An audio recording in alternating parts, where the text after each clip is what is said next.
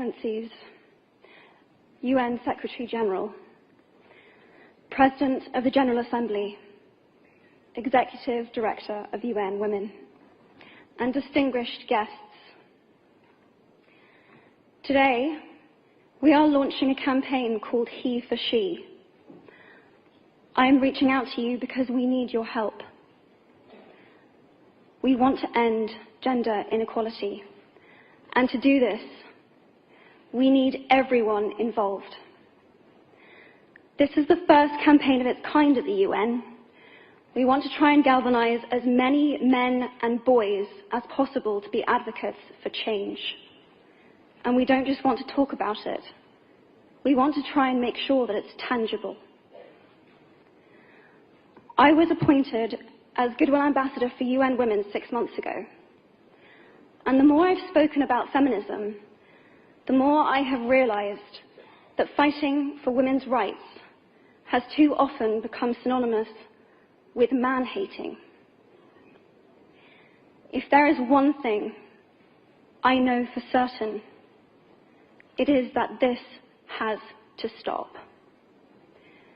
For the record, feminism, by definition, is the belief that men and women should have equal rights and opportunities. It is the theory of the political, economic, and social equality of the sexes. I started questioning gender-based assumptions a long time ago. When I was 8, I was confused at being called bossy because I wanted to direct the plays that we would put on for our parents. But the boys were not. When at 14, I started to be sexualized by certain elements of the media. When at 15, my girlfriends started dropping out of their beloved sports teams because they didn't want to appear muscly. When at 18, my male friends were unable to express their feelings. I decided that I was a feminist, and this seemed uncomplicated to me. But my recent research has shown me that feminism has become an unpopular word. Women are choosing not to identify as feminist.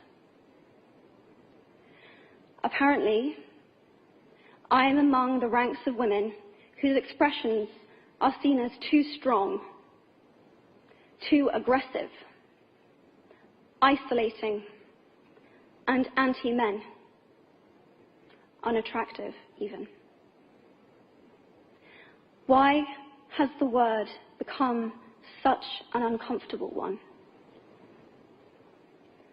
I am from Britain, and I think it is right that I am paid the same as my male counterparts. I think it is right that I should be able to make decisions about my own body. I think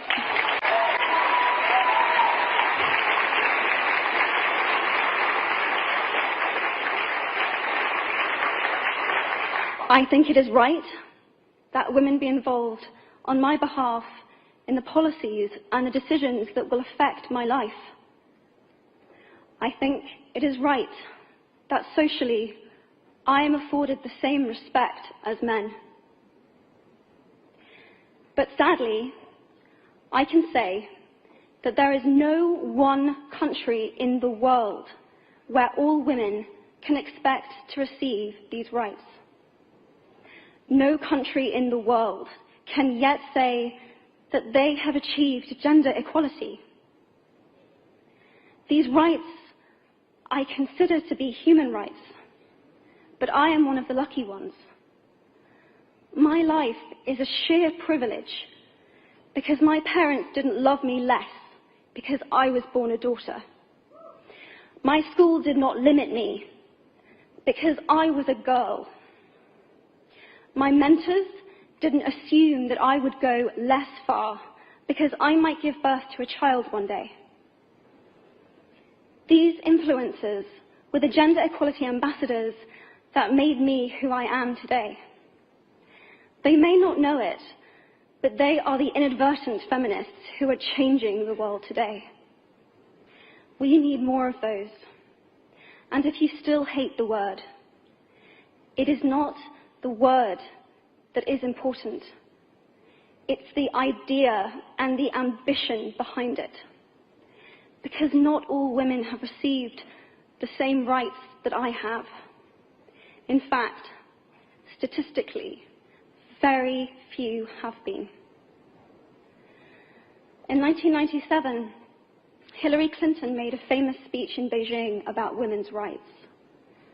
Sadly, many of the things that she wanted to change are still true today. But what stood out for me the most was that less than 30% of the audience were male. How can we affect change in the world when only half of it is invited or feel welcome to participate in the conversation? Men, I would like to take this opportunity to extend your formal invitation.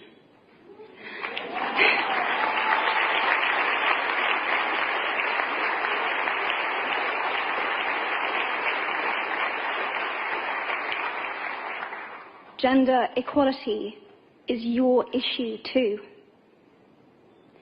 Because to date, I've seen my father's role as a parent being valued less by society, despite my needing his presence as a child as much as my mother's.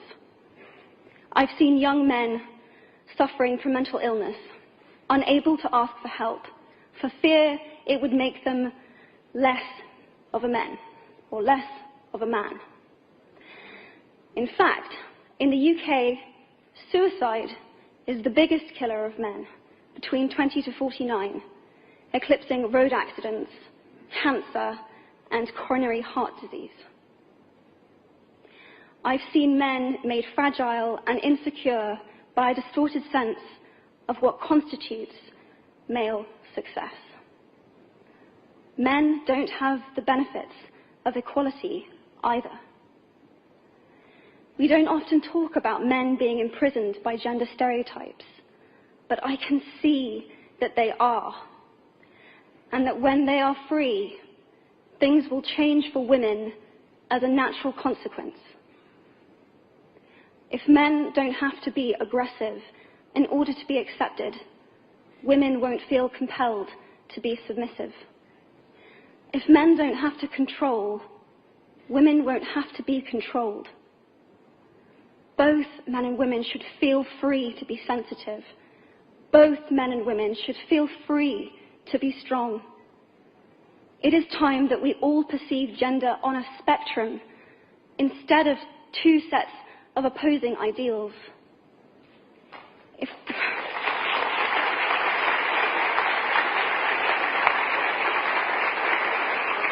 we stop defining each other by what we are not and start defining ourselves by who we are, we can all be freer.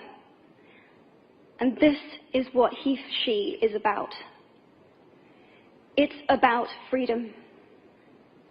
I want men to take up this mantle so that their daughters, sisters, and mothers can be free from prejudice, but also so that their sons have permission to be vulnerable and human too. Reclaim those parts of themselves they abandoned, and in doing so, be a more true and complete version of themselves. You might be thinking, who is this Harry Potter girl? And what is she doing speaking at the UN? And it's a really good question. I've been asking myself the same thing. All I know is that I care about this problem, and I want to make it better. And having seen what I've seen, and given the chance, I feel it is my responsibility to say something. Statesman Edmund Burke said, "All that is needed for the forces of evil to triumph is for good men and women to do nothing." In my nervousness for this speech, and in my moments of doubt, I've told myself firmly, if not me, who? If not now, when. If you have similar doubts when opportunities are presented to you, I hope that those words will be helpful. Because the reality is that if we do nothing, it will take 75 years, or for me to be nearly 100, before women can expect to be paid the same as men for the same work. 15.5 million girls will be married in the next 16 years as children. And at current rates, it won't be until 2086 before all rural African girls can have a secondary education. If you believe in equality, you might be one of those inadvertent feminists that I spoke of earlier. And for this, I applaud you. We are struggling for a uniting word, but the good news is that we have a uniting movement. It is called He for She. I am inviting you to step forward, to be seen, and to ask yourself, if not me, who? If not now, when? Thank you very, very much.